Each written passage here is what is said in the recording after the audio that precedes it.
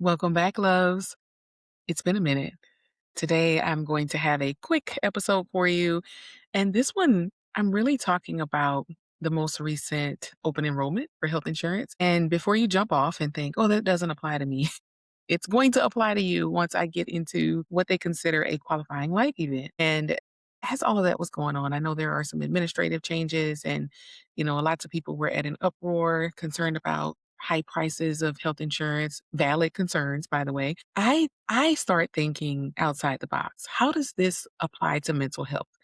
And I'm not just talking about mental and behavioral health coverage for mental health services. I am more so talking about what can I take from this that mimics the field of mental health. I present to you this topic. If we were to think about qualifying life events as reasons we should go to therapy, would there be more people in therapy? Some of you may be thinking, what are the qualifying life events? I don't even know. So I'm going to tell you. So one of them, and by the way, let me just say this too, because when I used to work full time, this was a big thing. Once you decide on the insurance coverage you want for the year, you're stuck with it unless you have a qualifying life event, right? So when I was single before married, I'm like, well, I guess I can't change my insurance unless I'm married or unless I have a baby, unless I lose coverage, so on and so forth. Now I'm married, so I'm on my husband's insurance because I own my own business and we're not paying for insurance through my business. It would be way more. So it's easier to do it through his employer.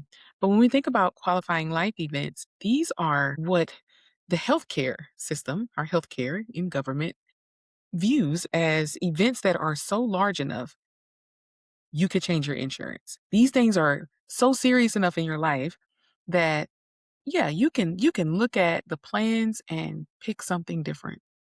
Okay, so the first is marriage and or divorce, birth and or adoption, death in the family, losing other coverage, and you could lose other coverage because of job loss, or maybe you turn 26, or maybe you move to a new area, and that lets you enroll in or change health insurance outside of the open enrollment window, which is usually within a 60-day special enrollment period, okay?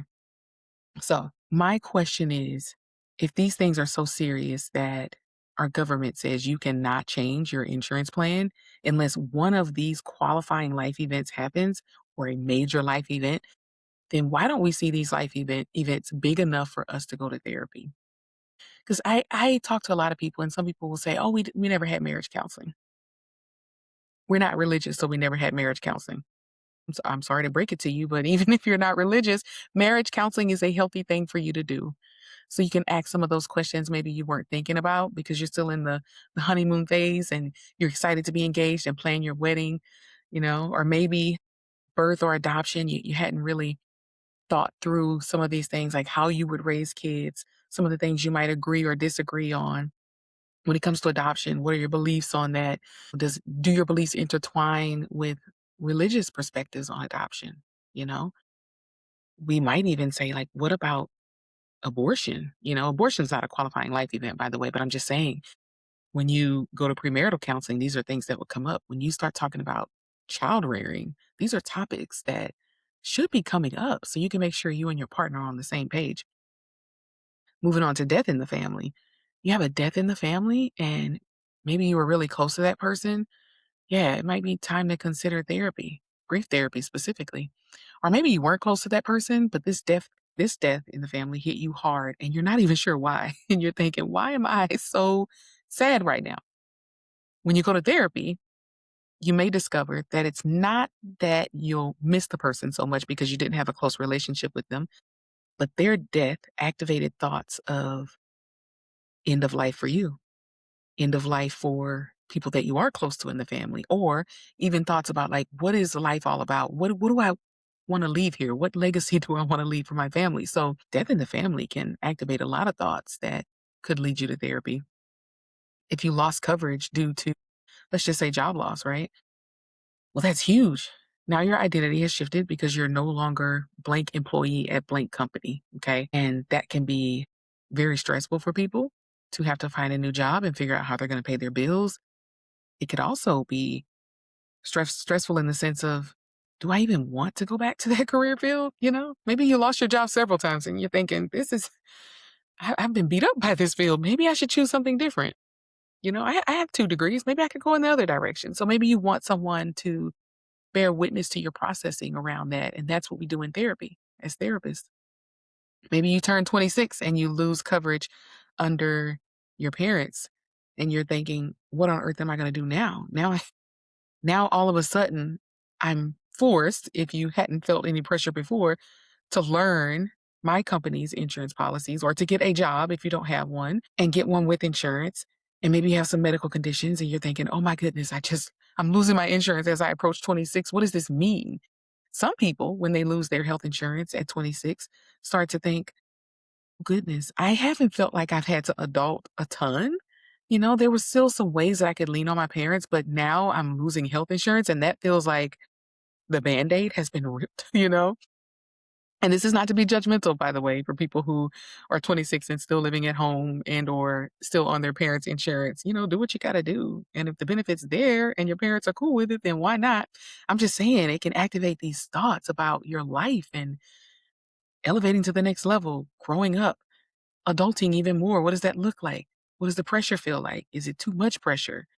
Am I starting to get depressed because of the pressure? I feel a bit anxious about the pressure. Maybe you move to a new area and you lost coverage because of that. That definitely happened to us. Once we left Florida, we had Florida Blue health insurance coverage. Well, you can't have Florida Blue health insurance living in Maine. Okay. So I think I may have told you all my husband lost his job at the beginning of last year. And then when we moved to Maine, once you accept that offer, you can't keep a Florida plan. So that was a lot of change for us. What are we going to do? We all need medical insurance, especially our 2 young kids. So I'm just trying to tell you, if some of these things are considered a qualifying life event, warranting the ability to change your insurance plan, then maybe we ought to look at these qualifying life events a bit differently when it comes to therapy. And again, this is just a suggestion because I want more people to consider therapy as an option. That's the mission. I want to empower you to consider therapy as an option in your life to help you walk through the challenging days and the fun days too, because that's always fun when people come and tell you these amazing things. I have a client who's had a qualifying life event and I'm so excited about it. So I get to hear the good, the not so good, the challenging, the I'm working my way back up to good, the I don't even remember what good feels like. So can you remind me of how I was 2 years ago in therapy? I get to hear it all and it's such an honor to do so. I want to encourage you to consider therapy for you and for your loved ones. Maybe you hold the health insurance in your home and you're thinking, we don't want to wait until we have another baby to consider therapy.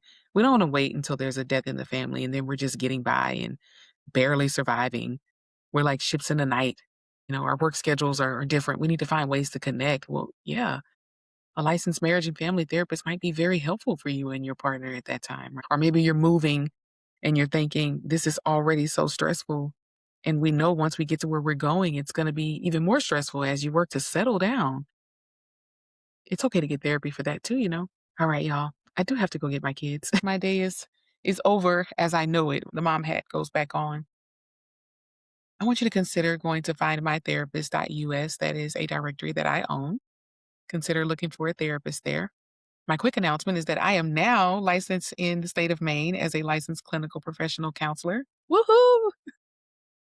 So if you're looking for a therapist in Maine, hit me up on marquitamyrick.com. I'm the only one on the directory, by the way, that's licensed in Maine. So that's why I'm highlighting that today. I do have several therapists in other states as well on the directory.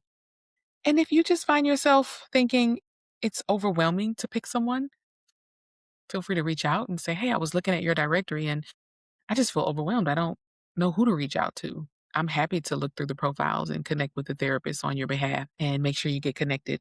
Most of us offer a free 20-minute consultation. Okay, loves, until next time, enjoy your life and consider therapy. The Anxiety and Free podcast is sponsored by Find My Therapist, connecting you with therapists at findmytherapist.us. If you found today's episode helpful, please share it with someone who might need it. Tune in next week for more conversations on navigating mental health and finding your freedom.